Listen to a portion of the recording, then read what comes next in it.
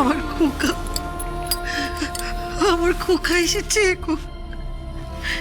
এই মেয়ে দেখো, দেখো তোমার বাবা কি করছেন, দেখো টাকা দিয়ে অযোধ্যা ভবন কিনে নিচ্ছেন।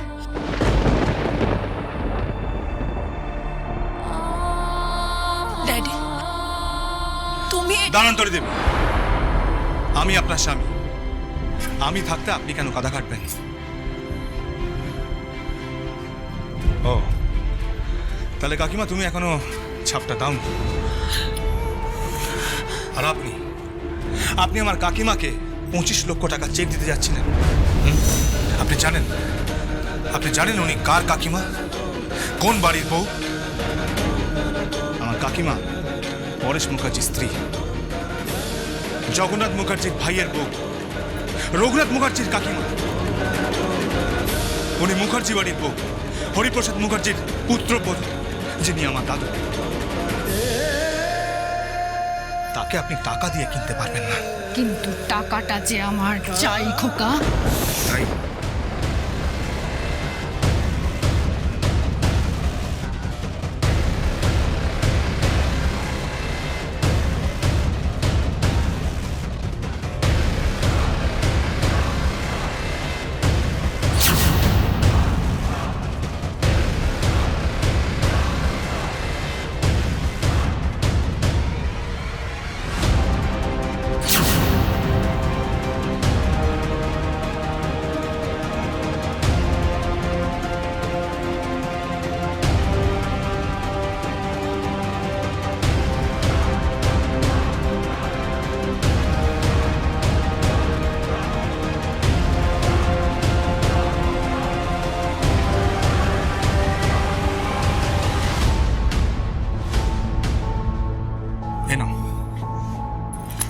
তোমার 25 লক্ষ টাকা।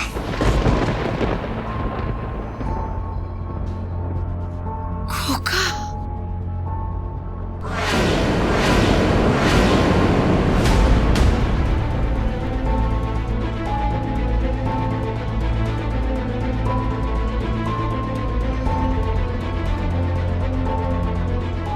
তনুজবাবু, আপনি ভুলে যাবেন না যে আমি এই অঞ্চলের কুস্তি চ্যাম্পিয়ন।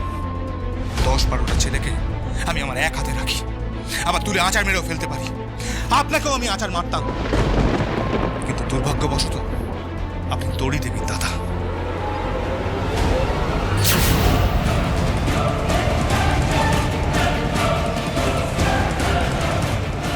আর আপনি হলেন আমার শ্বশুর মশাই। আপনি তো নিজের মেয়ের ঘরই ভাঙতে চলেছেন। এই দৃষ্টান্ত বড় একটা দেখা যায় না। রাবণ দুর্যোধন এই জিনিস করেনি। আপনি তো মহাভারতকে ছাপিয়ে গিয়ে এই ভারতে এক নতুন দৃষ্টান্ত স্থাপন করলেন শ্বশুরমশাই। আপনি নিজের মেয়ের ঘর ভাঙবেন, আপনি অযোধ্যা ভবন ভাঙবেন, কিন্তু ভুলে যাবেন না রঘুনাথ মুখার্জি ফিরে এসছে। আর সে যতক্ষণ জীবিত আছে ততক্ষণ অযোধ্যা ভবন ভাঙবে না।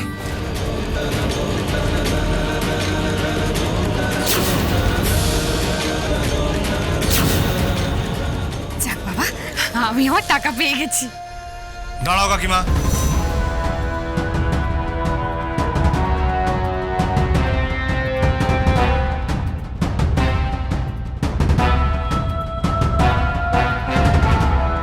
এখন তো একটা স্ট্যাম্প পেপার বাকি আছে।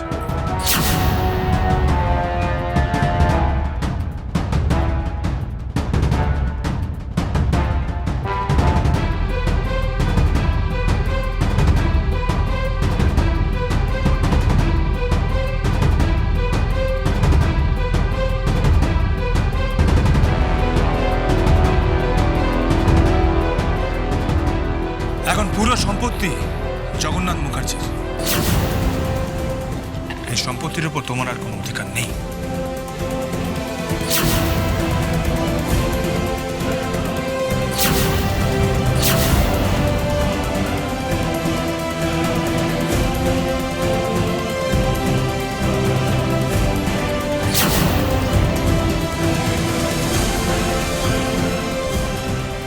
এবার তুমি বানি আর কাকাকে নিয়ে এই বাড়িতে থাকার অধিকার পাবে কি পাবে না, সেটা ঠিক করবেন আমার বাবা আর মা।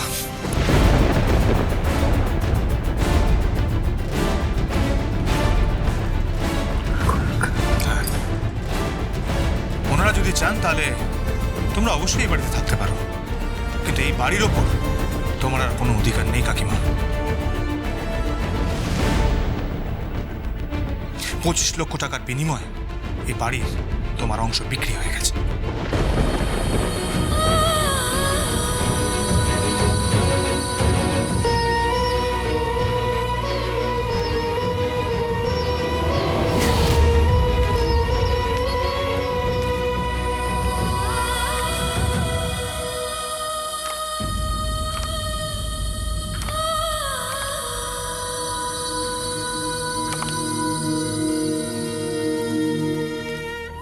তুমি তোমার মেয়ের সংসার ভাঙছো? হ্যাঁ, না রে মা, মানে আসলে আসলে কি কি আসলে কত টাকা লাভ হবে তোমার? বলো, তোমার কত টাকা লাভ হবে? আমি মায়ের কাছে যাব। আমি মাকে বলবো কি অন্যায় হচ্ছে, অন্যায় হচ্ছে। মাকে ফোন করবো আমি। দাঁড়ান তো, আমি আপনার সংসারে আগুন লাগাতে চাই না। আমার শ্বশুরমশাই এবং আমার শাশুড়ি মার মধ্যে কোনো ঝামেলা বা বিবাদ হোক, সেটা আমি চাই না। সবাই মিলে একসাথে থাকি না?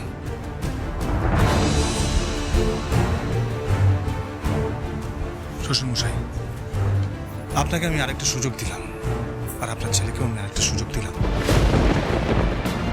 ওকে বোঝো, আর ও যদি এবার না বোঝে তাহলে হ্যাঁ, তাহলে কি কি করবে তুমি?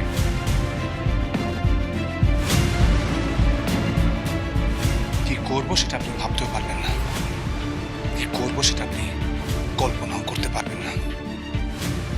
শেষে এমন না হয় যে জগন্নাথ মুখার্জির দয়ায় আপনাদের গোটা জীবন খেতে হয়।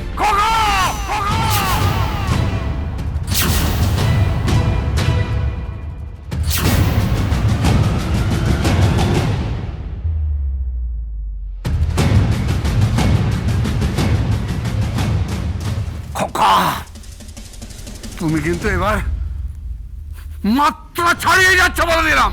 না, আমি মাথা ছাড়াই। আমি যদি চাইতাম তাহলে আপনার গলায় গামছা দিয়ে আমার মায়ের সামনে দাঁড় করিয়ে ক্ষমা চাওয়াতে পারতাম, কিন্তু আমি তা করিনি। তার কারণ কি জানেন?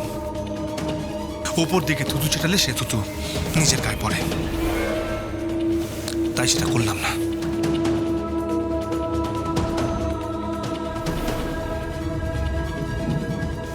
আর আপনাকে বলছি, আপনি ফিরে যান, কলকাতা ফিরে যান। ওনাকে কলকাতা নিয়ে যান। কুসুমপুর কিন্তু তেতে আছে, যখন তখন আগুন লেগে যেতে পারে। নিয়ে যান ওকে এখান থেকে, চলে যান। খোকা বাবু